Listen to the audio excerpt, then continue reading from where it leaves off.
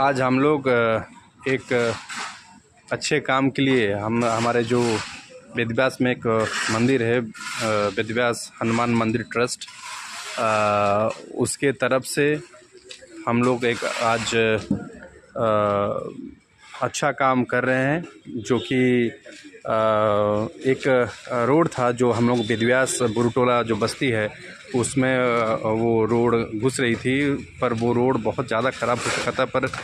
बहुत बार कंप्लेंट देने के बाद भी ये रोड बन नहीं पा रही थी। तो इसके लिए हम लोग हमारे जो बस्ती के लोग हैं, हमारे जो वेदव्यास के बुरुटोला के लोग हैं, वो लोग और हमारे वेदव्यास मंदिर हनुमान मंदिर ट्रस्ट जो है, दोनों डिसाइड किए। हनुमान मंदिर के ट्रस्ट जो मेंबर हैं वो लोग कलेक्शन कुछ लोग से कलेक्शन किया और अपना जो पैसा है वेदव्यास मंदिर ट्रस्ट के तरफ से जो पैसा था मिला जुला के ये